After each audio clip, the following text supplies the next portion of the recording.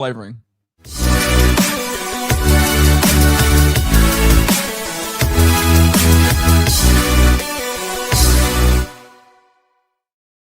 G'day guys, welcome back to the 7 Tackle Set NRL SuperCoach podcast. Round 3, it's behind us. You're watching the Rage Trade recap show.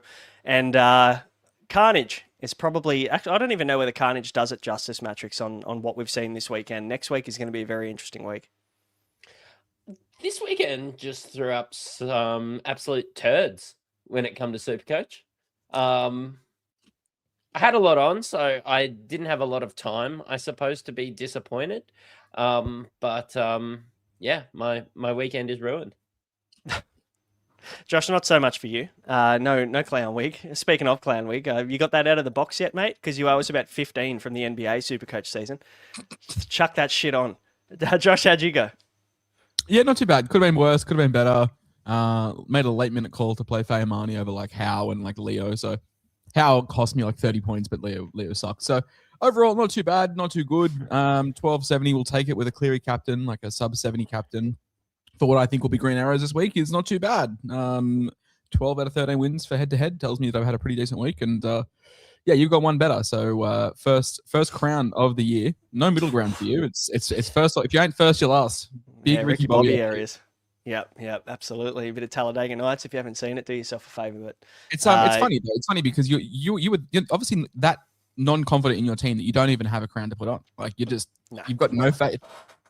No, I understand why you guys got a crown because you want the recognition. But when you've just gone back to back over the last 3 years, you don't really need it. Like people just expect it of you. Yeah, but you just beat 2 NDIS participants though. Like it's not really a big win. I'll take it. I just take it. off air before we started, Josh. Even before you hopped on, I was just talking to Braino, and I had to ask him how to find the clown emoji because I knew only one person would know how to find it. I had it saved as a bookmark on my computer for this week, just in case. But no, I'll take it. I'll take the win. Obviously not making a ton of ground, but I got 100 points back on Maddie, so I'll take that. Hopefully some Green Arrows this week. It seems like par. We're probably looking at what's that, like kind of 1250 mark, maybe as par, maybe even a little bit earlier. I think I pulled the data of our. So every week, people might want to know how I find the scores for like the How'd You Go post. Every week, I use Python and extract the scores from our 7 Tackle Set League. I take the mean and just go 100 north of the mean. So I think the mean was 1221. Yeah. And that makes sense. I mean, look, there's a bit of injury carnage across the grounds. I'm sure that you probably got stuck with at least one of them. And, Trey Mooney's and the Hopgoods and, the Chesters and the Fayamanis and all the centre wings, the Moses Leos that all let us down this week. So, yeah, there's some interesting moves to be made this coming week. And of course, we've got the Souths on the bye coming next week too. So it's going to be a very interesting and a massive moving week next week if you can get things right. So, of course, keep an eye out for all the content we've got coming this week. I'm sure that there's going to be some good options coming at you. But, yeah, Justin, Tigers are shit again. How good? I thought we did okay. I thought we lost by 4 points to a team that probably should be making the top 4. Yeah, I'm okay with it. And we lost both of our halves. I thought we were fine. We cannot attack to save ourselves, as Tony Adams reported today that we're set to sign Adam O'Brien attacking. But no, I thought we were fine. We'll talk about it more, but I don't think we should. Sure. Yeah. Let's have a bit more of an in-depth chat on how we did this week. How'd we do? It's time for Scores on the Doors. Kick us off, Matty. What 1182? What went well? What didn't? Yeah, start sit probably wasn't fantastic, and I actually ended up winning like a fair few of my leagues. I think I had a tie with Clem in one of the creator leagues, and like won more than I lost, which is weird. Maybe I just got the rub of the green when it come to that. But yeah, played Fayamani in flex. Obviously, when your team is tied to somebody like Cody Walker as well, he rolls through, scores 30. You kind of suck. Played like a Ruben Cotter. I gave him another chance over like a Ryan Couchman. But apart from that, like I captained Cleary and I was super confident. I don't know if it was just the scoring and stuff, but he seemed to have a lot more involvement then would have been a 69 giggity. I think we were looking at the disparities between Fox and NRL.com, and there was like 3 extra try assists or something crazy. Like, I don't know. It just on any other night, Cleary in that game could have went absolutely huge, and this whole conversation has a different narrative. Just didn't have anyone score over 100. I just had 80s galore. I had, Payne Haas. I had Isaiah Yeo. Good scores from Lukey Martin, Fafita. Brought in Val, had Herbie, like Sewer. Like, yeah, everybody was just kind of mid this week. But I'm not unhappy with my team or where I'm sitting. It was just a rough week. And, we've spoken about the fact that you probably had a couple of trades up your sleeve in comparison to, well, especially me. I felt like I was chasing my tail to get the guys like Sewer and all the guys you already had. Like, you already had Ryan Couchman and Sewer Falongo. So, like, you had a couple of advantage trades ahead of us, which means you could go and get Val and players like that a lot of people probably couldn't afford to get this week. So, and Val was pretty solid. But Josh, 1271, very, very clear green arrows, I'd assume, this week. How'd things end up? Yeah, not too bad. I think played my most optimal lineup. I lost by maybe 45 points, which was like a decision between Captain and Cleary and Haas, which I sort of tossed and turned about. And then my last decision was like Fayamani versus Howe. So I think it, like, overall, like, down 45 points and what would be like the most optimal. Was I going to play Howe? Probably not, with the Patston not playing Cup news. In hindsight, obviously, if I knew he's playing 80, of course. But hey, not the end of the world. 1271's good. Yeah, I'm pretty content with my team. I've got Marnie, who's I'm keen to get rid of. I've got Yo, who I'm keen to get rid of. I've got IPAP, who I'm pretty keen to get rid of. Apart from that, yeah, everyone's just chilling. Like, my center wings kind of suck. I've got Troll center wing 1, which is not ideal, but yeah, looking at potentially like a Walsh or a Herbie this week will weigh that up. But I got 611k in the bank, and I didn't boost last week, so yeah, I think I'm in a pretty good position. Big winners that I guess aren't obvious. Obviously, IPAP 72, which is great. Held Yo 86, which is great. So it's funny enough that they're both in the chopping block. Chan, of course, like, I don't know. I thought it was a pretty clear start this week. I thought Chan against that Broncos left edge was a pretty obvious start. We've spoken about that edge being pretty woeful for the season. And of course, Jackson Purdue at 5'8" was really nice to have this week as well. So they're the big wins for me, mate. What about you? Yeah, look, the obvious ones, obviously Joe Chan. I played him this week, which was lovely. Good cash incoming, but you never say no to 128. Jackson Purdue, also huge. 119 for him. Playing at centre. Didn't think he was going to be there, and probably went the early crow on thinking Drinky was out. So was pretty high on Purdue, thinking he was going to go back to fullback, and he just carved up at centre anyway. And the Cows, in general, kind of carved up the Titans, and it probably puts maybe more of a narrative on how ordinary the Titans are this year as opposed to how good the Cowboys are, but I'm sure we'll talk about that game later. But yeah, I bought Couchman this week, so all my trades ended up positive. I ended up buying Farlongo for obvious reasons, which was great. I had Tino, so I went Tino to Farlongo. I ended up going Couchman, Gus to Couchman. Funnily enough, Gus, the 600k asset, ended up getting outscored by Ryan Couchman, the 235k cheapie. So, Who got Zinman? Yep. Yeah. With a sin bin. Yeah, crazy. So could have had 70 in 40 or 50 minutes, which was just wild. He was outstanding. And then I ended up, who did I get for my third trade? I can't remember. Oh, Nathan Cleary. I went Walker to Cleary. So everything ended up being pretty positive in terms of the boost that I used this week. Yeah, the boost that I used this week paid off. I might have to use another one next week. We'll see. We'll see. I'll go back-to-back boosts. I think I ended up using 5 boosts in 7 weeks or 8 weeks last year, first 8 weeks. So I'm not afraid to do it again if it gets my team set up. But yeah, not a bad week. I'll take the crown because things can change pretty quickly and turn around pretty quickly. We know in SuperCoach it's a funny game, but let's have a chat about all the heroes and zeros. Heroes and zeros. Josh, you can kick us off, mate. Who's the big hero for this week? Need to remember to not, or I need to remember what the run sheet is and what segments we have and not talk about my team entirely before the segments come up. But for me, the big one is Joe Chan. Yeah, math says only about 8% of people, like 8% of the game base started him. So really happy with that. And again, like I thought it was a pretty, as Gilderoy Lockhart would say in Harry Potter, pretty obvious start. Another niche reference. Yeah, just It's a deep cut, man. Xavier Willison and Ezra Mann, like spoken about it a bit. Like Ezra Mann looks lost at sea defensively right now, but then you factor in that Xavier Willison is yet a new combination, and you've got Jack G to come back. He hasn't played 80 minutes, so there's another rotation coming mid-game next week, and it's just like load up on right edges against the Bronx for now. Yeah, I mean, I can talk about 158, but I'm sure that's going to be saved for someone who sprouted him as a pod captain, so I'll leave that. But overall, same as Matrix, I didn't actually have any like major scores. I had Yo 86 was my next best, and it was just a Chan 128. So a lot of guys that performed relatively well, but no one that exceeded. Yeah, Matty, there's plenty of heroes, I guess. Maybe not so many in our teams per se, but there's a lot of players that kind of went left field this week. Who's your hero? Yeah, I'm gonna go two guys because they're on the same team in Tanner Boyd and Jackson Ford. Ford. Now it's Setu 2 there, I was like, oh, nice, good. Yeah, two. Yeah, big two guy. Just Tanner Boyd and Jackson Ford. I don't know.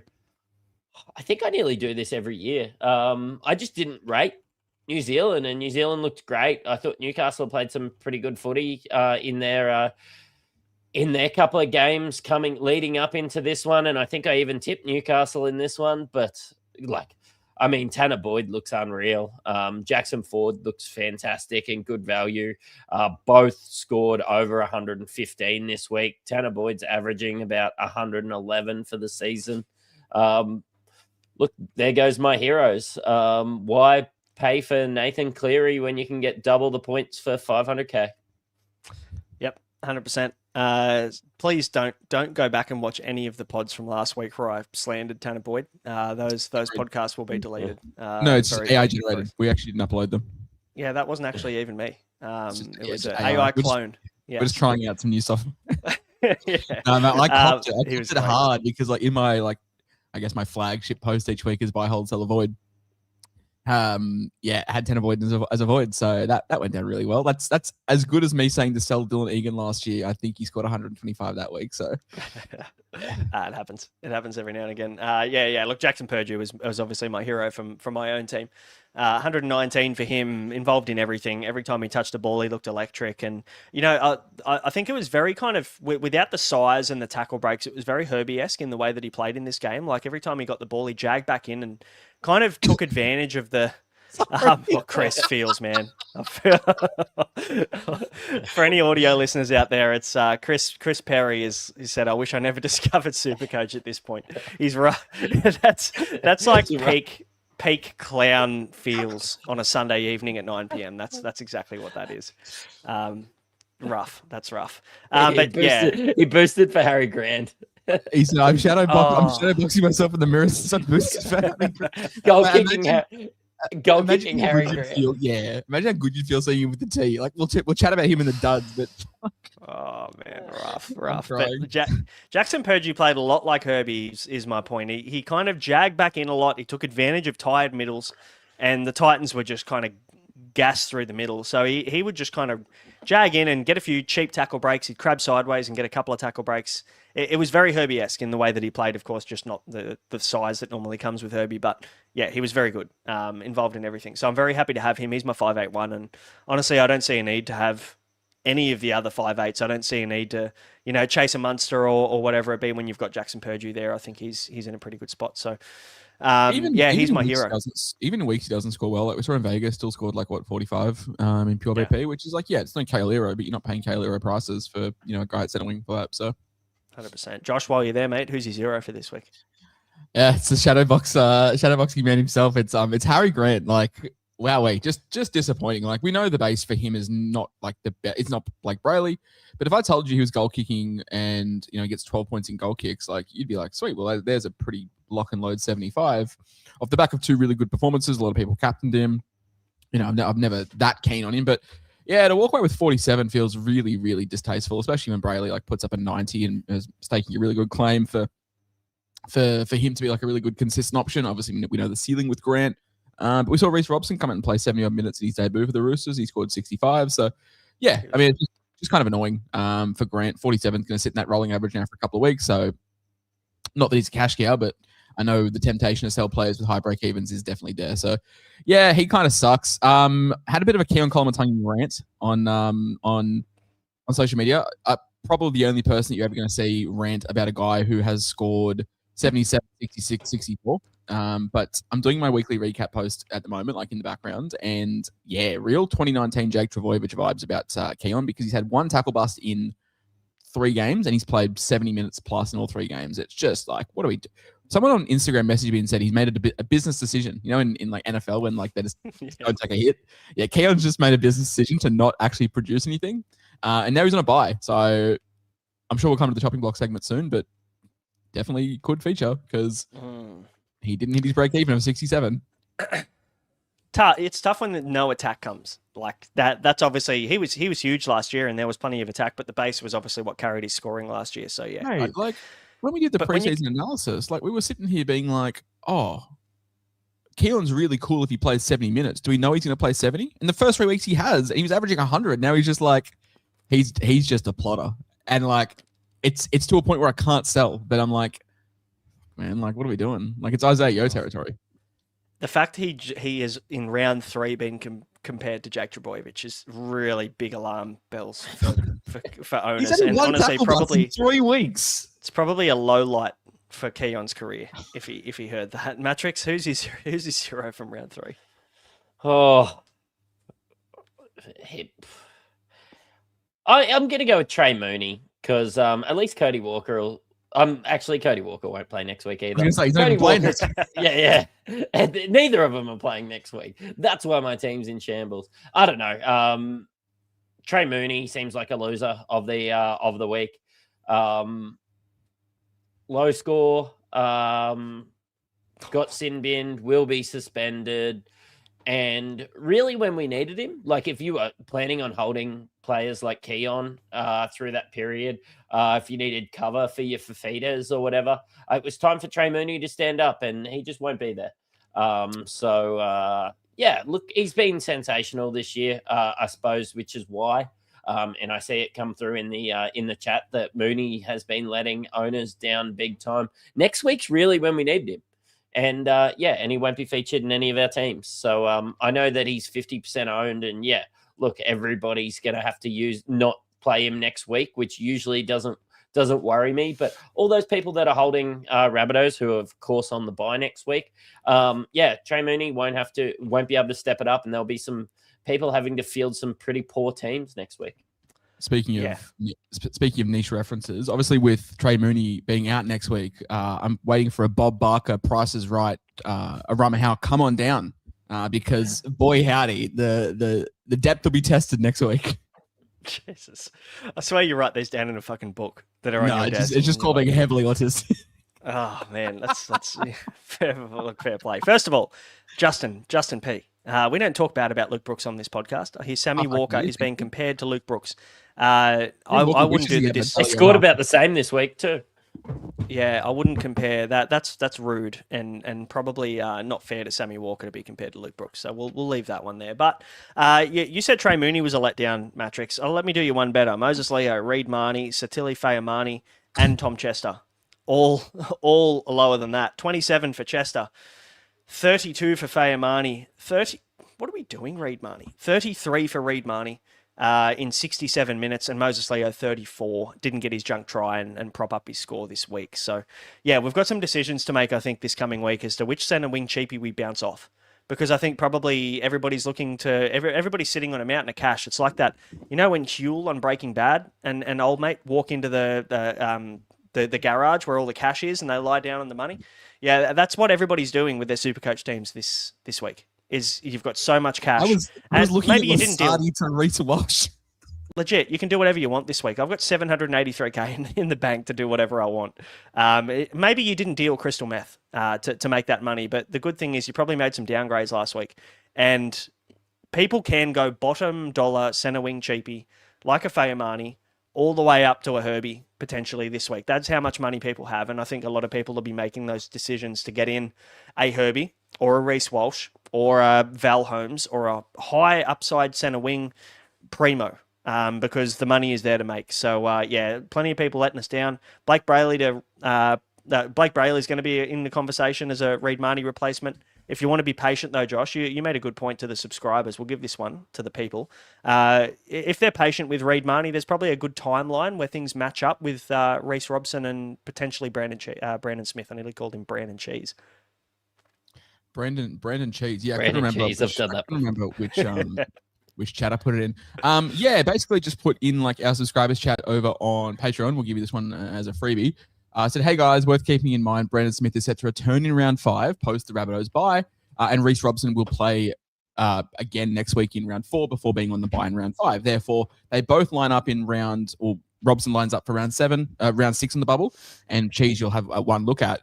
If Marnie scores 45, 45, 45, he loses no money. Obviously, today he didn't score 45, so he might be losing a bit like week or the week after. But again, money's no issue. So if you wanted to just sit on Marnie and just treat him as an NPR, you've got options of going to Brayley. I think they have a bye in round 7, so you can look at getting him in round 8, or you can jump on Robson in round 6 or Cheese in round 6 if you wanted to downgrade for even more money. Which I'm sure people are going to be pretty happy to get off Reed Marnie. It's been a little bit disappointing. We thought there was value there, not to be, sadly. So, yep, that's SuperCoach. Who's on the chopping block? Who's on the chopping block? All right, chopping block. I just named him. So it's Tom Chester potentially suspended for that high shot. We'll wait to see what that ends up looking like. He ain't playing next week. He ain't playing next week. Not a chance. And Zach, even though you owe me beers, Zach Labutt's going to come back in a week late and probably hold that spot now, and Tom Chester's going to struggle to get back in. So I'm interested to see how that all maps out. Also, Moses Leo, he's been ordinary.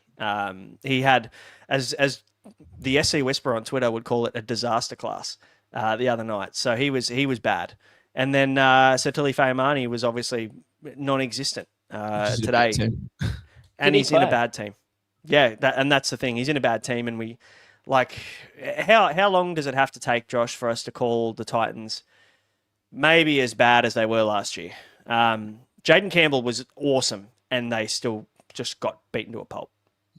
I think we've been saying it privately since December, but publicly we were putting out that, hey, glass half full, maybe they're good.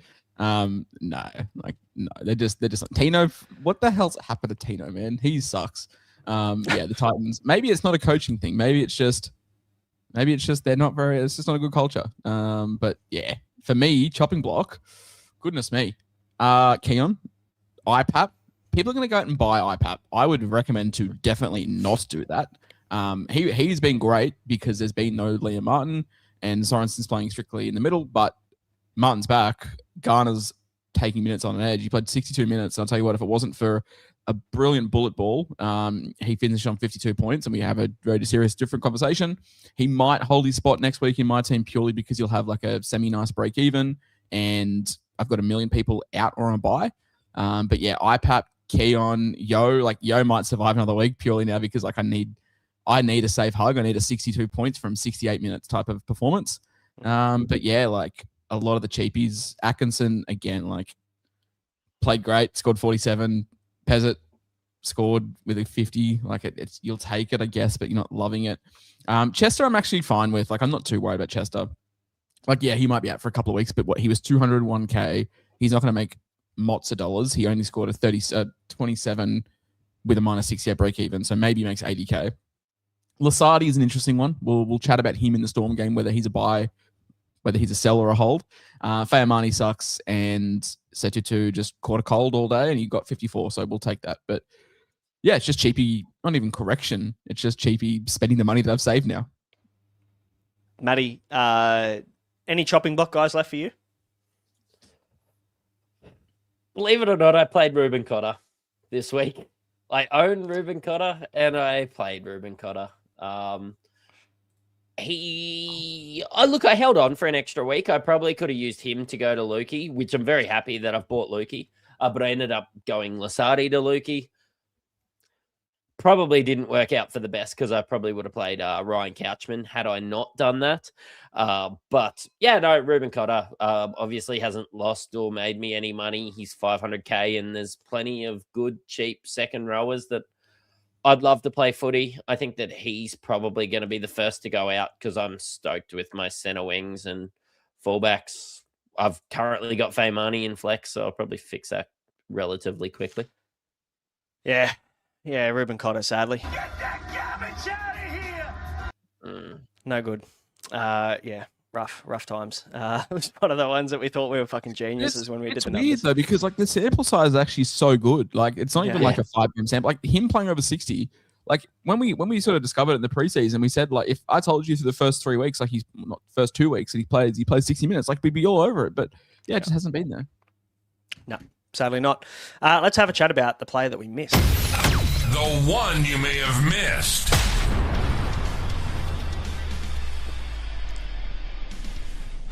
All right. I feel like Jackson Ford has been in the conversation for a couple of weeks. I feel like people have obviously just held off because of the position. It's front row forward. No one really loves spending too much cash or making correction trades at front row forward. We've had Mooney, we've had Keon, we've had Haas, we've had Carrigan, we've had all the safe guys. But Jackson Ford has been so good. Like he's averaging 85 before today. He'll probably end up averaging about 100 or close to it over the first 3 rounds of the season. Matty, is he a guy that we're talking about needs to be a consideration? He just finds the trial line every week. He's been immense, and it's not just even looking at his points. Like eye test wise, he has been probably the form front row of the competition. Yeah, and going back to my formal apology to the New Zealand Warriors, they look great, and they're doing it in the middle. Look, to be completely honest, you guys I don't know if Braino's a Keon owner, but I think Josh might be a Keon owner. It's a relatively easy swap through. I know people in the chat, they've been disappointed with Couchman, Toby Couchman. Ryan Couchman's the better Couchman now, but yeah, there's just so many easy trades to get him as well. Yeah, no, I agree. Just genuinely think that Jackson Ford should be a consideration. Yeah, this upcoming week, and it doesn't matter who they're playing. He's just been unreal and used early and often. So, yeah, I'm seeing a lot of chat in the goodness me, Brenna's background is having a seizure. Seeing a lot of chat saying I missed Tanner Boyd. I was never selling Cleary for Tanner Boyd, and nor was I ignoring Suafaa longer. So I'm not sure how I missed him, but he was a very good purchase. But for me, the one that I may have missed is the one that one SC Brain put on a post about, which is Kulikefu Finifuiaki. Matt, he's been absolutely unreal. Like 73 BP again this week. Looks the business. I'm actually in the background now trying to work out what his price is going to be, and whether I can do a Keon down to a Kulikefu Finifuiaki in order to enable like Faimani to Val and then like a Lasati to Walsh or something like that. But yeah, no, he's been exceptional. Second year in Dolphin system, playing big minutes, like looks really, really good, and the BP through the roof. So shout out to Kulikefu Finifuiaki. Yeah, I think we I think we'd would have considered it more of a miss, like if it was a good matchup this week. But he just ripped and teared. Like it wasn't what we would have considered a good matchup. But yeah, got the business done. I'm not disappointed about going Lukey over Cooley. But yeah, seems like one of the ones that got away. I don't know whether anybody just saw what happened about 2 minutes ago when I just disappeared, but there was a fucking... No, not even that. There's a big-ass spider that just dropped from the middle of my roof because there's a hole in my roof from when I got a fucking iridescent light taken out. And I got spotlights put into my like little study thing that I podcast in. And this fucking big-ass spider, it was fucking massive, just dropped down right in front of my face. So I just bolted, trying to work out where it was, and I whacked it away, and now I don't know where it is in this room. So the rest of this podcast could be a fucking shambles because I hate spiders. Yeah, not a good time. So if I disappear, you know where I am. I've run off somewhere. All right, let's it could be that too. You never know. But let's have a chat about the rest of the week. Rapid fire recap. First game, hey. We got the Raiders and the Bulldogs. Dogs get the win in this one. I think for anybody who missed our tip show, first time we've done one, and I took the Raiders. Josh, you took the Dogs, so you got one up on me there. Raiders at home, a bit of a grindy game, fucking pissing down rain as well, which probably hindered some of the SuperCoach scoring in the end. But Stephen Crichton with the 76 was good. Preston was probably even though he didn't score well, probably the pick of the back rowers in this one. I thought he was better than Huddy. I'm interested to see whether people are going to start chasing 2RF cash now, like with Hudson Young, Jacob Preston, and even, some of these primo 2RFs, Matty. Is there a need now to maybe chase some of these high upside edge back rowers now that we know that the scoring is favouring them? Outside of Ruben Cotter, who won't be there, like I have a look and like I'm completely fine to just play Noel Martin, which was in this game, and playing some of these guys. I don't know with the scoring and stuff whether I'll just find myself vice captaining a 2RF. I'm probably chasing points elsewhere.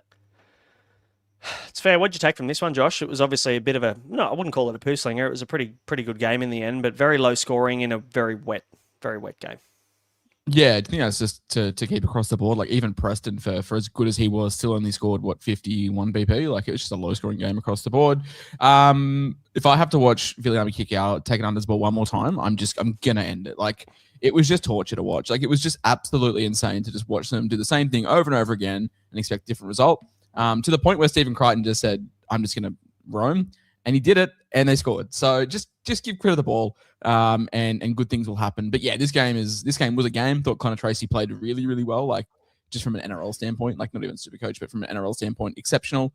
And then the rotations were really junky because Sam Hughes played 16 minutes. I think he picked up a HIA. So yeah, that's about it for the Raiders. For the Bulldogs, for the Raiders. Savelio Tamale, 29 runs, 29 hit-ups, which is huge. 2 tries, a tackle, a line break, 5 tackle busts, and 19 runs for a cool 100 points from our pod chat in the preseason. But again, like that left was really, really good. Huddy Young, what are we thinking? Because 95 for him, like, looks super dangerous every time he touches the ball, of course. I think that relationship with Ethan Sanders is only going to get better as the season goes on. Like, what are we thinking with a guy like Huddy that obviously, looks like he's just going to kick on? It's hard to say no. I mean, he's what? Is he the most expensive 2RF? I think he was a 2RF1 last year, wasn't he, from memory? So, I don't know. I feel like with so many cheapies making really good scores, it just doesn't make sense to go and chase a Hudson Young when you've got Ryan Couchman putting up 60. You've got, Noah Martin putting up 59 in a wet game when he's playing 80 minutes. You've got Arama House scoring 57 in 80 minutes. Like these guys, I don't know. I just feel like there's probably upside elsewhere across the board, just from a structural perspective. I'm not going to spend too much money at 2RF until these other guys top out, personally. Matty, what are you thinking? Oh, no, I won't be doing that. But I tell you what I was doing. I was getting geared up to loop Stephen Crichton this week when he was at 52 at halftime and looked dangerous. I'm not going to lie. At halftime, my captain may have been Tom Trbojevic. Yeah. Did you do it too? Yeah, right. I actually activated it at halftime. Yeah, I won't even deny that. Yeah. So it's your fault that he stopped. Yeah, he just looked like he was just going to be absolutely on one. And then, of course, the rain came down even further.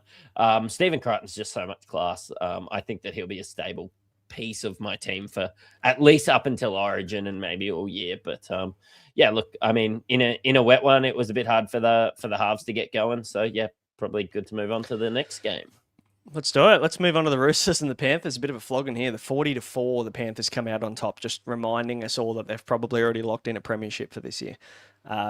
They look clinical, absolutely clinical. And Tom Jenkins is the conversation that we need to have. Of course, the forgotten fullback in Dylan Edwards, by the way, at 93, just continues to churn out 80-plus scores on his dick. Like, just does it easy every week in what we would consider to be tough matchups. But yeah, the conversation's Tom Jenkins. Like, surely we need to be having a conversation around whether he is a purchase, Josh. When he plays, he scores tries.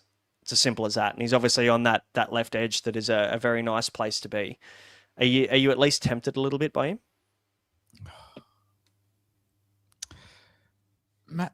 No, like I don't know. Like I just feel like mid-price center wings at the moment feel a little bit gross. Like I'd rather just go super cheap or super expensive. He's 600K. He had a 9 break even, so he's going to make like 80K, right? Are you like loving the idea of paying nearly 700K for Jenkins? I'm not. God, no. Yeah. But like you look at the scores and you look at how good he is, and you take away like the name. Like, of course, you ask anyone, would you prefer Brian or Tom Jenkins? Would you prefer? But like, take that aside, Tom Jenkins has looked unreal. Oh, I think Panthers are just going to dominate this, right? And same with Mel. Like, they lost this week, but they lost to a team who was underperforming. They're still a very good team. Like, structured teams that can just not give away a million penalties and keep the ball in play will just dominate, right? And that's what's going to happen. Like, Cleary averaged 100 in PVL ball. Look, he plays Parramatta next week at Combank, which is nice, but then plays Melbourne into the Dogs in the next 2. So it's like, that's where it's tough, right? Do I think the Roosters are a top 4 team? No. Do I think the Sharks are a top 4 team? No. So I'm curious to see what it's going to look like with a tougher matchup. But like, again, if you jumped on this week, fantastic. But I think it's the age-old saying of like, try and find the next guy, right? Like, he's 600K. He just got 124. He's going to be nearly $700,000. You've got all this cash in the bank. Do you really want to splurge it on Tom Jenkins?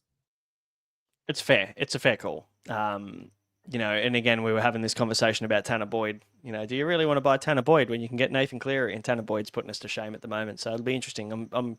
It could be a Tom Jenkins, top 5 or top 3 center wing season if the Panthers continue. And if it is fantastic, right? And if you jump on him and he does that, fantastic. Like, you're a better man than us 3, but like, it's just not something that I'm comfortable doing. Like, if he was 600, right? If we're buying him now at 600, I could be like, yeah, okay, maybe. But for 700K for a guy, same with Boyd, right? Like, the stat that I put up on Twitter today, like, Boyd made his debut 2,400 days ago. And in that time, he's had 190 score, and he's just gone bang, bang, bang, like 390s in a row. Like, if you foresaw that coming, or you jumped on after round 1 because you were just like, this is going to be happening, congrats. Like, fair play. That's not how I play the game, but yeah, and it's the same. That's exactly the same as me. Like, why I'm not buying Finafuiaki is because, in a 23-game sample size, he averages 51 points per game when he plays injury unaffected. So, and it could be a massive breakout year for him. It looks like it is. And if you jumped on, then you're way ahead. But yeah, it's not for me. But Matty, Sam Walker, 29. Obviously, just ground out in this game. They just kept him really quiet. Of course, they probably made DCE do a little bit more than Walker. That's probably the game plan for the Panthers. Just suffocate Sam Walker. He's the center point of their attack.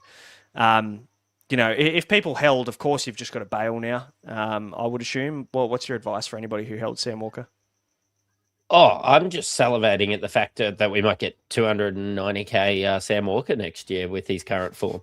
But I don't know. Like, you've started losing quite a bit of cash, but I do probably think that there's just other options. And we've seen him made a lot of cash elsewhere. I think that you could probably just cut your losses and just say that you got it wrong. Last week was obviously the week to play because the Panthers have just been so great.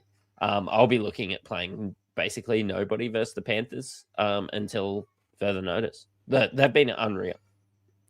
Yeah, 100%. I'll be avoiding every matchup possible. Reece Robson, though, Whisperer was really good.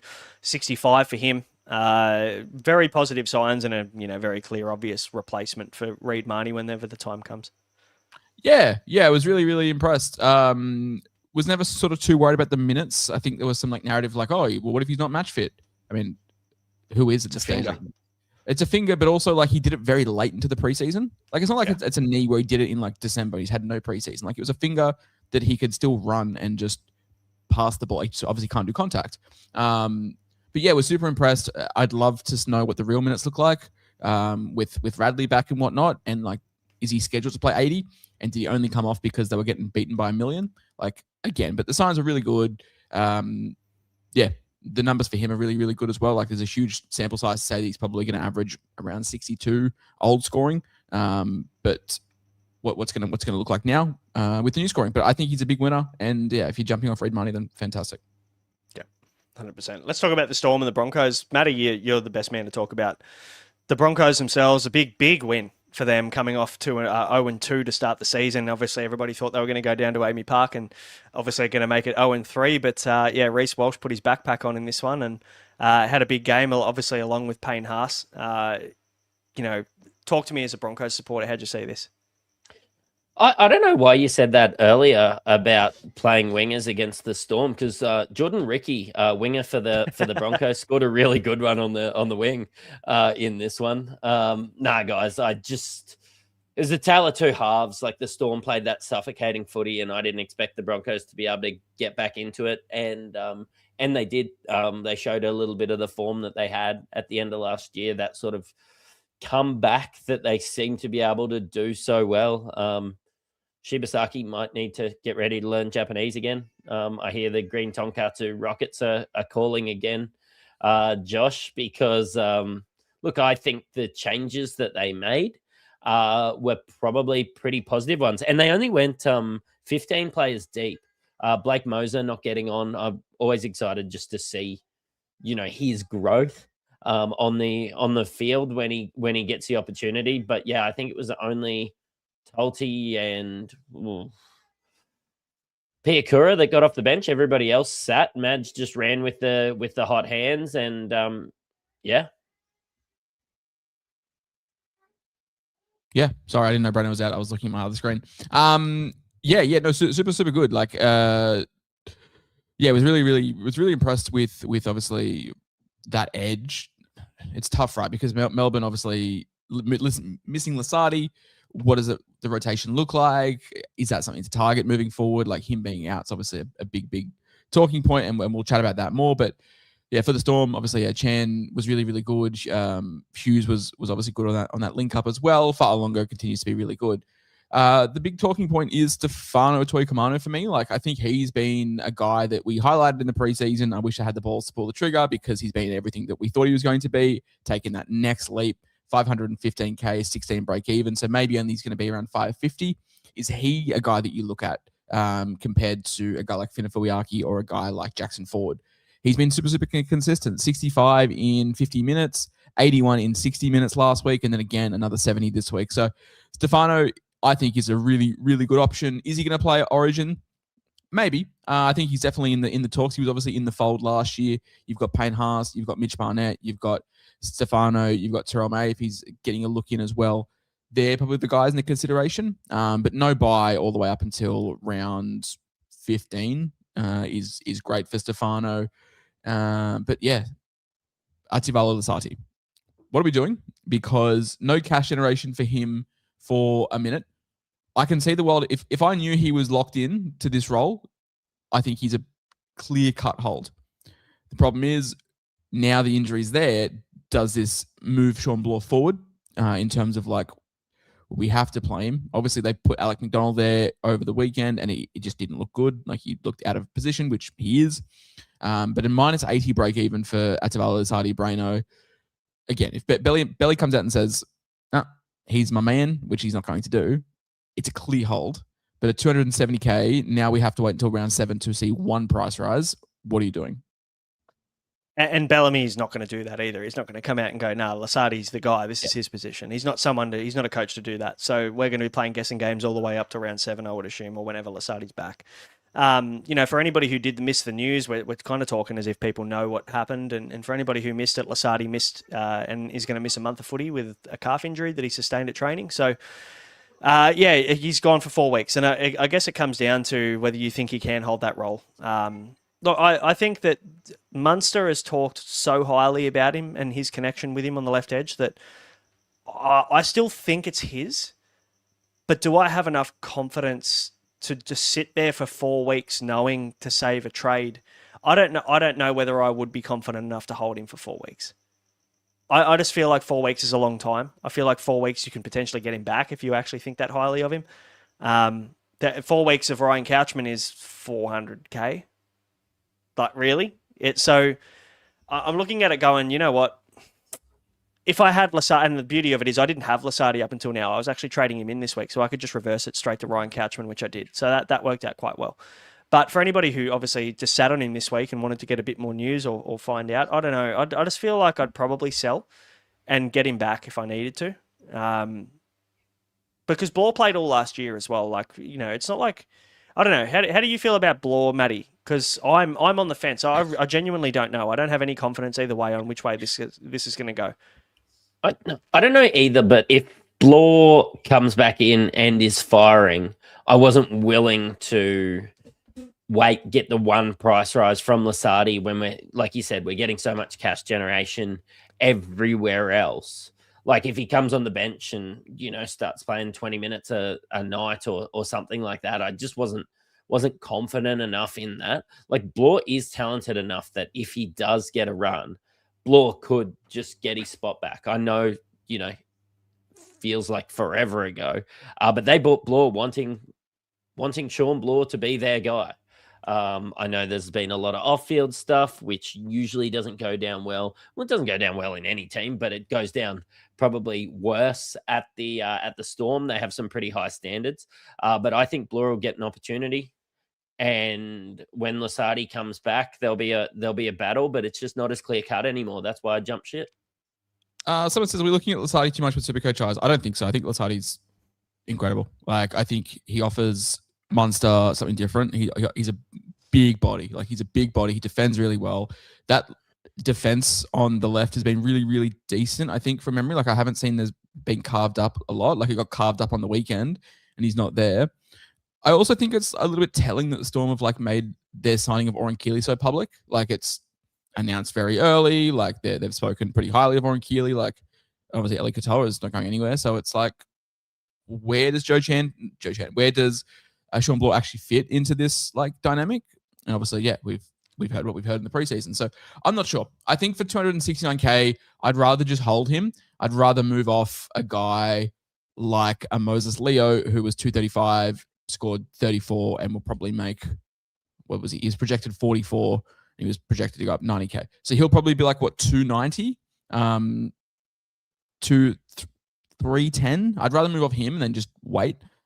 Look, if in 2 weeks' time you need the money, you need 270K, then yeah, sure, jump off Lasardi. But right now, I think I'm pretty keen to just hold, knowing that I've got Howe, I've got Couchman, I've got Chan, I've got Mooney, like all these guys I can just filter in if I need to. But yeah, that's Melbourne.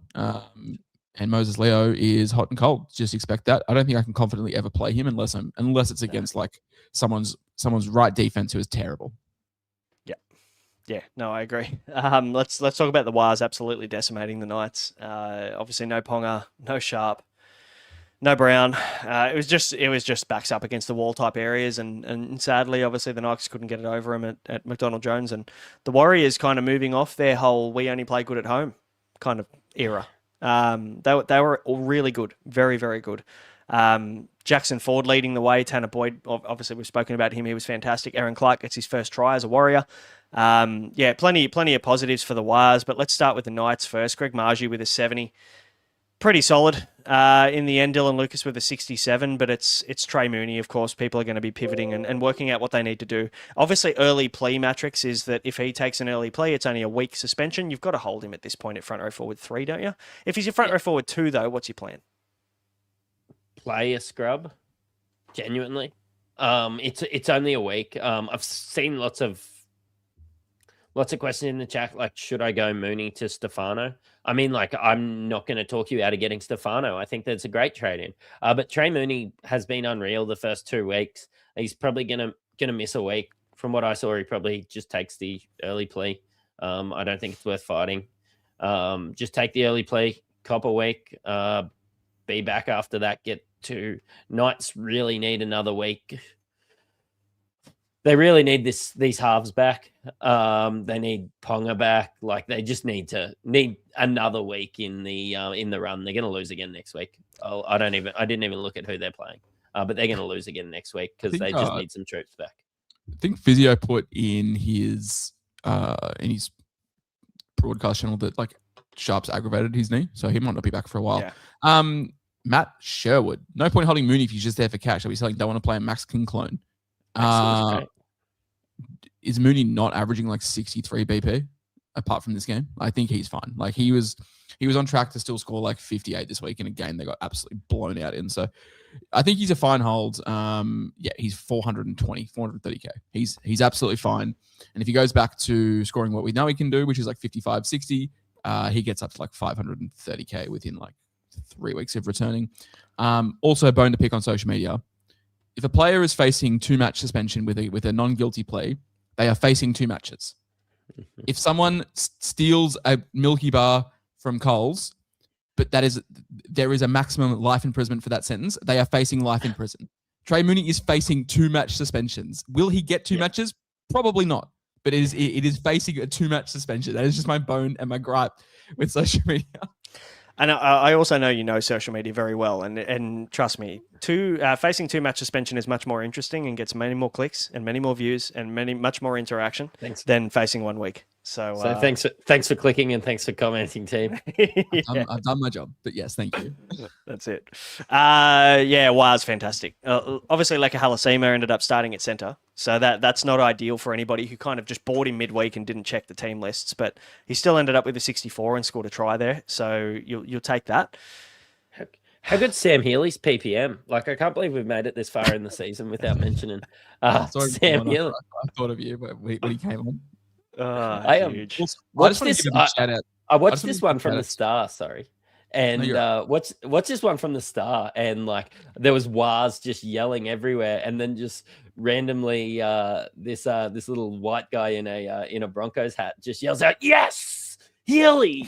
And nobody knew how to take me. Carry on. I just wanted to give a shout out to Tane Tuopiki. Look, I lost my draft matchup, but forgot about my team. Left Lachlan Garvin on the bench and just needed a plug and play. Picked up Luke Hansen. So it's a shout out to Tane Tuopiki for giving for Cody Nikarima-ing him a try. How good's that? Yeah, Hansen was good too. It's a problem though when the Wars keep picking blokes that look like Tanner Boyd, because as a Tanner Boyd fader and as someone who has slandered Tanner Boyd throughout the week, I was really hoping he wouldn't do well. And Tanner Boyd, there was 3 fucking Tanner Boyds on the field, so I was trying to work out which one was Tanner Boyd. He looked like he was in everything. So yeah, shout out to the Wars. If you can pick a 5'8" replacement that doesn't look exactly like Tanner Boyd next week, that would be fantastic. Let's chat Game 5, Sharks Dolphins. This is obviously a massive upset. We were pretty confident coming into this one. Sharks at Shark Park. They're hard to beat. They're a hard team to beat. They usually get up for games like this, and the Finns kept them to 10, which is usually defensively not what they do. So 38 points on the Sharks. We called them the spine killers last week. Not quite to be. Asako, Avarillo, Lemuelu, Herbie, all of over 80. We were death riding Herbie, and we've been death riding Herbie, Josh, for the last obviously 3 weeks, and we've got another couple of weeks in the bank yet to death ride before potentially buying him. Or you're just going to jump on now? I don't know if I can handle it, because to see him be on 79 points at halftime, I was terrified.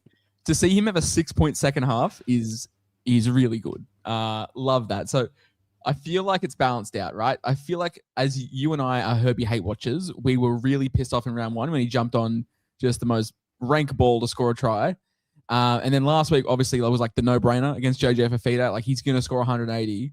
And to see him only score like mid-70s, I was very happy with. And then this week, to see him be on 79 at halftime, I was like, fucking hell, like we're in for a shock. But yeah, I don't know if my mental health can genuinely take not having Herbie Farnworth, because he just does fuck all. Like, he doesn't do anything. He just makes these like bullshit runs into the middle of the field and like will like touch a bloke. And then like, when you play footy and your parents like, there's this guy that's like Tongan and he's like, he looks 25 and you're 12, and your parents are like, just tackle his legs. He's like, shut up, mum. You do it. And then like, you do it, right? You're just holding on and he's like dragging you. Yeah, that's Herbie. And then he just like offloads it, and it's just like 4 points, and that happens 5 or 6 times a game. And I'm just like, can someone just rock him, please? Yeah, it's the Herbie crab run. It's so the Tedesco. It's the Tedesco copyright. That's what it is. He's obviously been watching a lot of James Tedesco tape. Sideways crab run, one arm palms, but then he's always got the arm free as well, so he can just flick an offload out the back. So it's like 2 tackle breaks and an offload every single fucking time he touches the ball. And he also does it around really tired defenders in the middle of the field, like forwards that are gassed at 35 minutes. He always scores points, mass points. I think he went from 22 to 40 in like 2 minutes at the back end of the first half. The fact that he's averaging what he's averaging and his team clearly hate him. Like, they must just when they do their planning, when they sit down on a Wednesday and then Christian Wolf's like, all right, guys, this is the game plan. Christian Wolf must just stand there and be like, we're just not going to give Herbie the fucking ball. And like, when it gets to the left goalpost, don't make it go right. Herbie, if you want the ball, you got to come find it. because they're just allergic to giving him the ball. So obviously when that changes, it's going to be terrifying. And I am so lucky that I have not been burnt because I think he's actually like underperforming in terms of his price. So the fact that I've got away with that, yeah, I don't know if I can handle it. I'm looking at Reece Walsh or I'm looking at Herbie, and like I have Turbo, I have Suafa-Alongo. Do I need Walsh? Maybe. But I think like if I have to look at my team on a Tuesday at 4:01 p.m. and be like, Siali Fayamani, I need you, brother. Like, I don't know if I can keep doing that. Nah, I'm with you on that for sure. Herbie's in my sights. It's Val Holmes, it's Herbie, it's Walsh. Like the matchups are starting to break out now, so definitely some pivot moves there. Matrix, of course, we should have known the writing was on the wall as well when you put Herbie as your fade on the captaincy show, because that's probably nearing 100 average for your fade. I just want to highlight. I've got the spreadsheet up now. Through 3 rounds, Matrix's avoid average is 96.7. Fuck yeah, get on him. Chuck the captaincy on. Yeah, 100%. Like I don't know. Like, and I just looked at all the stats, and I just went, well, Herbie's not a play, and I genuinely I own Herbie, so I was stoked. I was pleasantly surprised, but I also feel like you guys dodged a bullet by not having him, and Herbie only being on 85. It's kind of this weird happy medium where Herbie's scoring at the moment. It's one of those ones where like if you didn't watch the game and you open the app, you're like, oh hey, so Herbie scored 85, sick. But like, if you open it at halftime, you saw he was on 79, and then you're like, oh, I can't watch second half. I can't wait to come back to my Herbie 160-point masterclass. You'd be ropeable. I didn't watch the second half. Legit, that's me. I watched 78 at halftime. I'm like, fuck this. I'm going to bed. Like, I'm going to wake up to 130. Is there any chores that they're doing? Like, do you need legit. around the house? I need went and mopped. Did what I had to do. And obviously was very, very happy when I woke up and found out that he only scored 85. But yeah. I don't know how long I can do that. How early did you go to bed? Wasn't this on in the afternoon? It does it to you. Which Saying Herbie on 79? It put me straight to bed too. No, I forgot to mention I took 3 Valium, and that was about it. I was like, no, I'm done now. No, but he took the Valium because he was so worried about it. But also, like, honest, I'm not even gonna lie. When they put the bomb up and he caught it, I was like, fuck, and then he got tackled. And I was like, thank God. Jesus. That's rough. It's stressful. It's stressful. It's a hard one to avoid for sure. Kalero's starting to come good, 60 for him in BP, so that's pretty solid. And Nico Hines 81 and Blake Brayley 90. They're obviously the options there. If you want to pay up for a hooker, I can't talk you out of Blake Brayley. He's been great pretty much all season so far. So Fox said that Ronaldo might be back before round 10. Interesting. So like, I'll tell you what, can't wait to buy a Kalero for 550k the minute Ronaldo's named. Yeah, 100%. Good shout. Let's talk about the Rabbitohs Tigers. Obviously, some bad news for Tigers fans out there. Very, very depressed at this point in time with Dewey and Luai both getting injured, but putting up respectable scores somewhat for purchases for anybody who did take the risk on Dewey or Luai earlier than the bubble. Jai Gray was huge, 98. He was in everything. He was very good, really impressive. Shout out to my fantasy team that has Jai Gray in it, and probably 40% of teams in fantasy. He's a very popular pick over there. Fafita 70, Latrell 69, Keon 64 in Gerbo type plotting. I'm sorry, but if Tavita Tyler's putting up 62 and you're playing 70 minutes and you're like not scoring 180, like what are we doing? Me. I tell you what, I've been pleasantly surprised that this Rabbitohs left edge hasn't burnt us. Like I've just been like, it's when you have Fafita and Latrell, like you just expect there's gonna be a 35-point game, and we haven't had it yet. So I mean, I'm impressed. Notice how I said the Rabbitohs left edge hasn't burnt us, because anyone that's semi-sensible wouldn't have started with Cody Walker. So not going to count him. And most people. I mean, nearly everybody started with Latrell, right? Shout out to Aman. So you know, you just pick the left edge from the Rabbitohs and you just bank them. Imagine like the left edge, right? They've scored 70, 69, 62. Incredible. Well, their chief playmaker must be cooking. So okay, I'm going to tell you something about. Oh, he's gone. Hang on, I actually want to hear this. All right, what do you got? What do you got for us? That was it. I pulled myself on purpose. No, just genuinely, I knew this when I got Cody Walker, and I'm going to get a price rise out of him. And he's going to be incredibly frustrating. But you know what? I won't play him next week. Hopefully you can. It might be the only week you get to captain him. Yeah. No, I'm going to captain him one other week, just because I'm an idiot. No, I don't know. Like, I expected this when I come with Cody, and yeah, of course, wearing the clowns when the crowns when he scores 100, and wearing the clowns when he's dropping 30. I thought this would have been a better matchup for him. So think back to round 1 when he obviously cooked it, right? And you're like, this is going to be a generational gravy train. He'll come into round 5 with a break even of 69 after making just $35,000. Giggity. Yeah. He could be less than what you paid for him as they play the Bulldogs into the Raiders. He could be genuinely like 330K. Yeah, but if he's scoring 100. But he's also the kind of guy that's like scores 35 against the Tigers, and he'll probably go score 140 against the Bulldogs. He's also the kind of guy that could just do a hamstring at any moment. And you're stuck with this spud at 350K. Enter At least you Jonah can Pezzett. pivot. Yeah, at least you can pivot to Pezzett, so that's fine. Oh, wait, he's your 582, isn't he? We've got so much money now. I still think that bringing in Cody Walker to start the year was still a win. Big brain play was just Jackson Purdue from the rip, wasn't it? Well, I'm like 60,000th, so probably not. Six again. I can't Like claim for that. me, my friend. Yeah, I will. I'll have to. We'll go to the top. Tigers, though, obviously, Terrell May puts up 69. He was great. Makassini, oh, man. Like we were talking, you had the fucking disaster class tweet typed up, of course. And you were ready for Makassini disaster class to start the game, and then you just pivoted to Moses Leo. I didn't watch this game live, genuinely. So I watched the first half, and I was like, I didn't watch the second half live. I watched it back like the night of. And I'm like, how did he finish on 65? Like, what the fuck did he do? Because it was like one of the worst halves of football I've ever seen. It was so bad. And I felt for him, like he's like 18 years old. This kid obviously is the future. He's huge. But at the same time, he had a shocker defensively, like really bad reads, errors everywhere. Just a really kind of welcome to the NRL moment. I feel like he hasn't really had that yet, but this was that game. And he wasn't even matched up against Trell either. So, yeah, he had a really tough start to the game, but obviously scored a try at the end there, and Trell, or at the end of halftime, I think it was, fell on a ball there in the in goal, and Trell whacked him high, and we got a penalty try out of that, which I thought was interesting. But yeah, at the same time, I think he's great, and I think he's going to continue to be great. And I think he's probably a guy now that I feel a little bit more confident playing week to week too, especially with your Fayamanis, even Setu too. Like he had a pretty good game for the most part and scored 52. Makassini had a bad game and scored 65 with a try, so I think I'm probably happy to just roll with him every week, especially because I'm going to need to with Trell on the bye next week. I think a lot of people are going to need to. Makassini's just going to be as one of my starting centre wings nearly every week moving forward.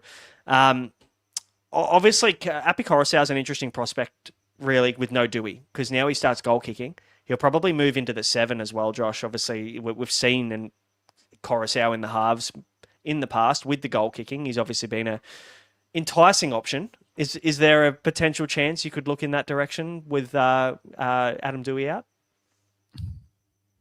I'd need to know. I know you want to. No, it's just he's such an awkward price. He's 541, right? It's like I can go Robson, who's like 50K cheaper, or I can go Brayley, who's 140K more expensive. If Luai was there, maybe. But like the fact that they're both out, and it's going to be like some kind of combination of McAndrew or Jock Madden, Tristan Hope, Heath Mason. Like, if there was still Luai there, I'd be like, yeah, okay, cool. If Appy's playing 7, then fantastic. But it's like, Warriors at Go Media, into the Parramatta at CommBank, into the Knights, into the Broncos. Like, it's a sort of an up and down draw. It's actually pretty grim. It's the Broncos, Raiders, Sharks, Melbourne in 6, 7, 8, 9, 10. So it's like, probably not. Like, if he was 400K, sure.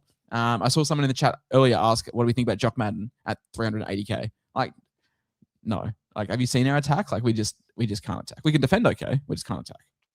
Our red zone attack's shit. We're still year on year can't score within our own 20. Matrix, as the obviously not the fan of the Tigers, how do you read this one, and are there any options moving forward? Do we just write the Tigers off for the short term with SuperCoach now that Dewey and Luai are going to miss some time? Yeah, I unfortunately was drinking about 30 beers at an event. So I was just checking the score for the table. actually, and I did that via the SuperCoach app. But yeah, look, from what I've seen in other weeks, like Luai has been generating all the attack for these guys. Dewey's been unreal. But yeah, I'm going to have another look. I was quite excited to get some Tigers. But now, yeah, I'm just going to be staying away from them until I see how they look or until some of these guys come back. I don't know where this Tigers hysteria came from. Like, as fun as it was, we beat up on the Cowboys at Leichhardt. Like, it's not. It is not that deep. Next game. What a Sunday. Eels 30, Dragons 20. 110 from Jaden Sewer. Again, this this Eels left edge is shocking. Like, Jonah Pezzett is a traffic cone on defense. We saw it round 1, we saw it round 2, we saw it again in round 3. Like the Broncos matchups on their right, whoever's playing right against the Eels is going to feast. Yeah, it's the Broncos. Whoever's playing the Broncos right edge is going to feast. Same thing here, I think. Jermaine Hopgood sadly going to miss the season. He's been all but confirmed without scans, all but confirmed, and the hands-on test apparently pretty good for an ACL, so he's going to miss the season, which is really shit news. Obviously, Ryan Couchman there getting binned for that tackle. Fair play. I mean, look, it was probably like partially looked like a hip drop. I don't know whether it was a legitimate hip drop though. Like he's didn't really kind of lose his legs in that tackle either. It just kind of unfortunately fell on him. And obviously when you get that kind of mechanism, it's the automatic thought is, it's got to be a hip drop and it's got to be a sin bin. So, Ryan Couchman could obviously be missing some time moving forward too, whether it's 1 week, 2 weeks or more. Two. I'd say so. Two. Yeah. Yeah, I'd say so. Which means then it obviously stunts his cash gen, but at the same time, which means we'll be talking about him on Wednesday in the top 10 most sold players. I guarantee it. Guaranteed, 100%. Yeah, I agree with that. Hey guys, should I go Ryan Couchman to Kelma Tuolagi? Will be the. It'll be Ryan Couchman to Joe Chan. Trust me. I don't know why you're saying that as a joke, because I guarantee you there will be questions asking if we should trade out Ryan Couchman, and the answer is no.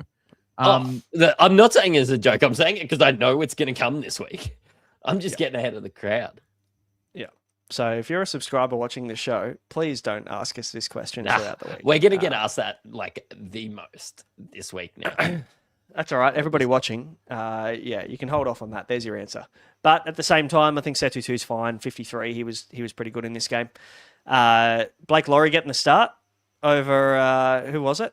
Hamish Stewart going to the bench just kind of sums up how the Dragons are going with Blake Laurie getting a start over him. But yeah, Mitchell Moses' first 3 games have also been pretty quiet for the most part. 47 in this one. What's that? His highest score this year? 47. So yeah, pretty grim for owners there that started with Moses to save some coin. Pezzett's actually outscored Moses this year. As bad as he's been defensively, SuperCoach wise, he's imagine saying that after round 1 when he scored 17. Yeah, wild stuff. I think it's a key SuperCoach reason as to why you sort of be patient. Just want to highlight a man that you've overlooked, averaging 68 points on the season, 68 through 3 weeks, by the way. And I was laughed at as the great, no, not great, as Nigel Farage once said. You all laughed at me. Well, you're not laughing now, are you? 420k for a guy averaging 68. What a man. I feel how good is he? He has been very good. I feel like Luciano Leilua is the better version of Kelma Tuolungi, but like same level of call, like same shout, as in like a guy that no one else believed in. Everybody else thought we were crazy. And to be fair, I am crazy because Kelma kind of sucks. But Luciano's been kind of good this year, and the numbers suggested that obviously he was a decent shout to start the season as well, wasn't he? Averaging like 58 in games where he played more than 70 minutes or something. So like the numbers were there that supported it. It was just more whether we believed in the role or not. And barged over in the middle of the under the posts, Josh. You would have been punching the bottom of your desk when you saw that. Yeah, 100%. All my draft teams loved it. I just want to go back to JT Boyf. Why isn't Rouch to Chan a move? Rouch could be out a couple of weeks, and Chan is playable and has 122 in his rolling average. We're not saying that don't buy Chan, but maybe don't trade out a guy who's 235k who is scoring 75 points by breathing. Yeah, hope this helps. Anyway, Luciano Leilua. What a guy. I get a bone to pick with you because you just say whatever it is to suit your narrative, Josh, and I'm off you. Like, I mean, seriously, how do you think I've survived doing this for 5 years? Cody Walker, 399k, averaging 69 this whole season, and the absolute slander. I'm not taking it. I'm not copping it any longer. Cody Walker averages 69 this year, and you're talking about him as if he's a sell. Seriously. Yeah, Clean Music's off it. I hope that guy's rage baiting. Look, and maybe he is. He fucking got us good, that's for sure. But yeah, Kelmer 59 was pretty good. Jack Williams 66 got moved into the prop rotation for this game as well, so didn't play the 13, played in the 8. So all right, it's need a correction. Matrix is wrong. He's only averaging 57.3. So he was averaging 67 after the first 2 games. So add in that shitty 30, and it drags it back a little bit. The shitty 30. He's had more shitty 30s than he's had over score. He's had more scores under 30 than he's had over 30. He's had more tons than Luciano Leilua this season. Yeah, that's fine. That's fine. But it has infinitely less vibes. Yes, speaking of. Did you see the photo I put up in the Discord of him like just wearing the Tonga towel, Samoa? Wearing one of the Pacific Nation towels with just jacked biceps. If I didn't see Cody Walker in an Indigenous towel with jacked biceps, and then we can talk. He did look good. He's lost a lot of weight too. So plenty of photos. Maybe he's asked socials, hey, now I've lost a little bit of weight and I'm looking pretty lean. Can you make sure you get some more photos on socials? I need them for my recruitment profile when I go to Perth next year, so I can just bump up my contract. Val, with one of the worst 80-point games I've ever seen. Yeah. Generational stinker. It's true. It's true. You take it though. Matty, you bought him this week, so you're going to be happy with a bad game and an 80 because that's what he's probably going to do over this next stretch of 4 or 5 games. Like the draw is so good, the Dragons suck. Oh, I was listening to it on the radio and watching it on my phone and just doing everything because I actually thought the Dragons would win this one. I expected a big one from Val, and I expected them to win because I thought the Dragons haven't been too bad this year. But I mean, losing to the Eels isn't just for everyone. But listening to it and watching it, and it was just, another Val stinker. Oh, he's dropped it again. And then opening the app and seeing 80. It was a thing of beauty. Yeah. 100%. That's what I mean. Like it's one of those guys. He's just one of those guys that just generates SuperCoach points. And yeah, he popped up he was roaming as well. When I was scared. I was like, why is Val roaming? This is not part of the script, and nearly paid off. So yeah, shout out to buying him. I think he's a guy that you definitely want for the Eels. Really big SuperCoach relevant options like Kitiona Katoga and Talon De Silva, both putting up big scores for owners. So shout out to the 6 people that own them. And then a whole lot of nothing. Talon De Silva nearly scored a hat-trick as well. Like, just if that sums up that game in general. Yeah, he changed the game. Crazy. Rosa, is Tanner Boyd a must-have? Oh, sure. I don't know if you're rage baiting us or not. But probably. Yeah, mate. Look, honestly, probably. Do people just want me to apologize, Tanner Boyd? Like, yeah, I am sorry. I am not familiar with your game. Yeah, and that's fair. Misses look like. Well, we'll find out. Jackson Purdue led the way for the Cowboys, 30-16. The Titans are terrible. Jaden Campbell kind of brought him back from the abyss somewhat. 89 for him, the halfback one of the season. Fuck, he looked good, Jaden Campbell, in his first game back. But at the same time, he plays for a bad team. Keanu Keeney, he copped a massive downgrade. I think he was on like early 80s. And then I looked at my score and I'm like, cool, I got 13-10 this week. And then Aman beat me by like 4 points. But then we look back at the points and I got like 25 points taken off me because Keeney got like a massive downgrade. So down to 71. I remember saying to you like midway through the game, I was like, do I get the crown? Because I knew I was having a semi-decent week. And you were like, oh, only if Keeney Keeney has scored more than 54. And then I checked at like the 75th minute and I was like, oh yeah, Keeney's on like 90. So Brano wins. And I check our scores like when I jump into the studio and you're like beating me by like 12 points. I was like, what the fuck happened? Like, but copped a big downgrade. I think there was a point where he got a bullshit line break assist and a dodgy line break. I think it might have been a dodgy line break off a kick return where obviously the line isn't set, so they probably just took that off him. But look, at the same time, am I saying his name wrong the whole time? Because I was listening to commentary tonight and they're calling him Arama Ho. I asked for it to be changed last week, so I think it's Aram. If you're gonna say like a white person, I think it's Aramaho. You got to like roll the R as well. From look, we can be a little bit more like Polynesian if we want. But I think it's I don't know how. Like, I think Chadwick? that's the way to like actually pronounce it. So I'll do my best to do that moving forward. But yeah, he was good. I think he had a line break assist, and obviously the concern with like Josh Patson playing fucking phenomenal for the Jets. He was pulled from Cup, wasn't named, and then was named for the Titans team. Like, we see him name every week, but he always goes back and plays Cup, and then he didn't play Cup this week, and we were like, oh, what's... Because it's just weird to like have a guy that's playing so well. He's like 27, 28 years of age, playing so well in Cup, then come onto the extendeds. Obviously, with the 6-man bench, you can never be too sure.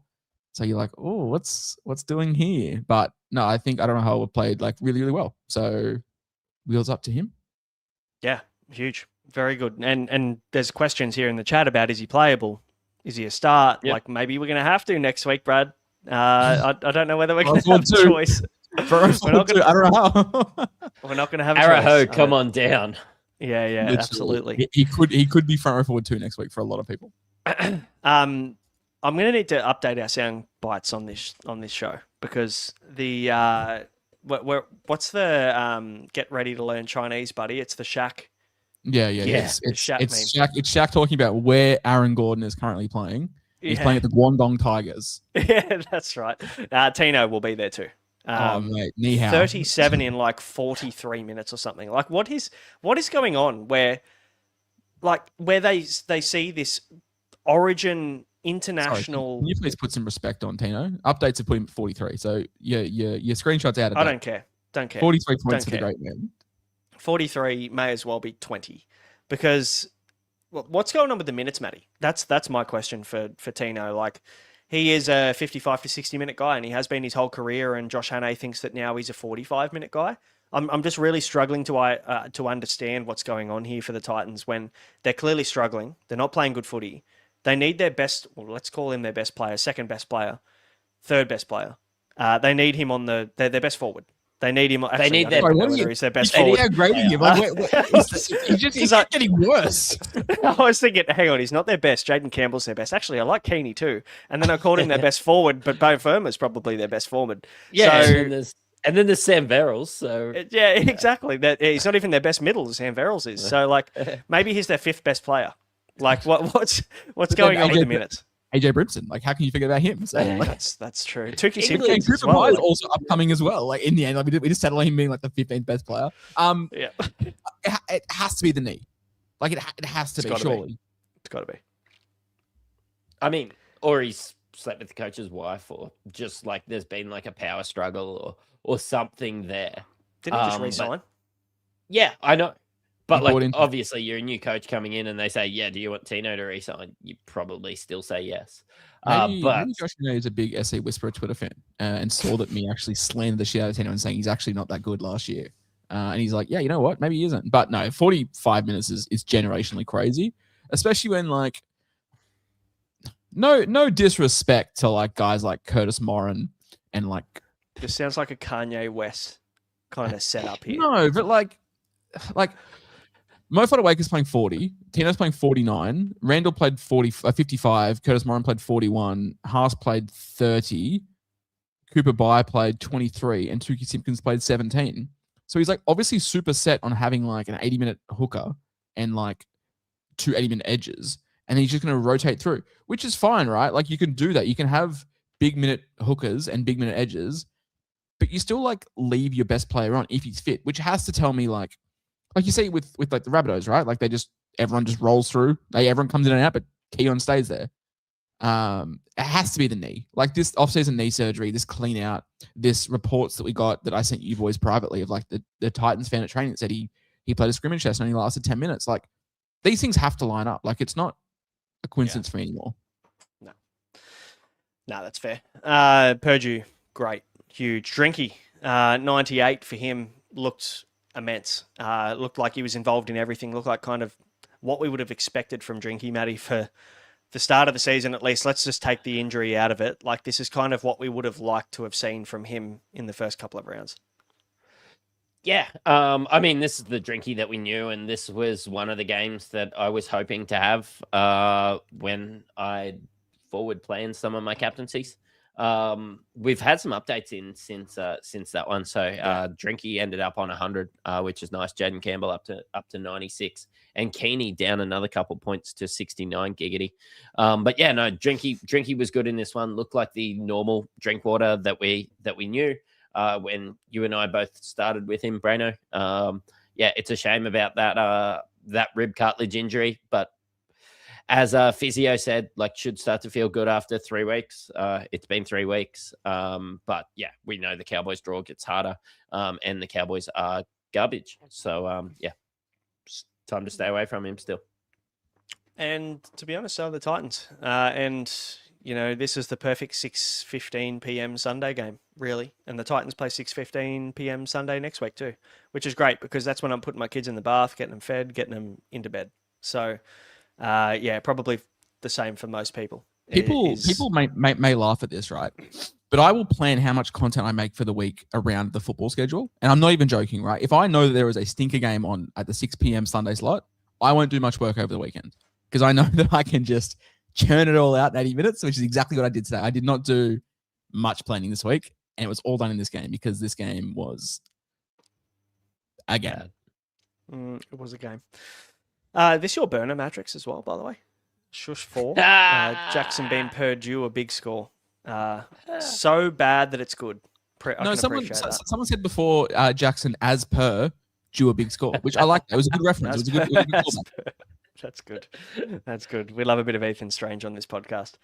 But that is it. That is the wrap up for round 3, of course. Before we finish, apparently I'm ranked 10K after winning 12 of my head-to-heads. So how good's the live scoring? The live ranks. Yeah, it's so off. Yeah. Don't, but it don't said I moved up 5,000. I went 5,000 spots up last week after that.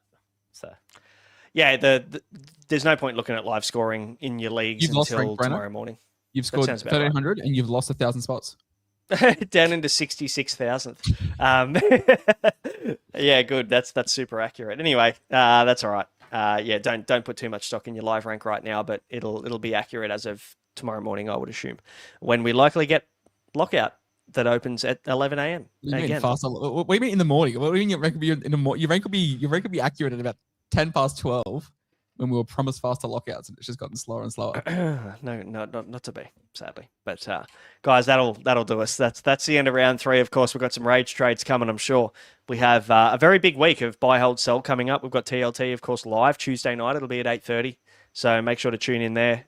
We've got captaincy. We've got subscriber surgery that we're recording after this one for our Patreon subscribers. We've got 4 new teams that we're going to be going through, and yeah, getting them on the table and dicing them up to work out what we can do with their teams. And of course, we've got the exclusive Patreon preview. We'll call it the weekly preview that you can get involved in as well. If you want to become a subscriber, the link's in the description below to get involved. $12 a month, and you get plenty of other stuff involved as well. 3 articles a week, our teams, our trades, consensus teams and trades, a bit more of a raw preview, as well as we answer all of your questions throughout the week, and you get the premium Discord. So worth getting involved, guys. But thanks for tuning in. We appreciate you all. Thanks for jumping in. Massive Sunday Live as always. Hit the thumbs up if you're still here and you love the show. Does help us get the show out to more people, helps us grow the show, so we would appreciate that. Hit the subscribe button, and we will be back for subscriber surgery tomorrow. We'll catch you then. Cheerio.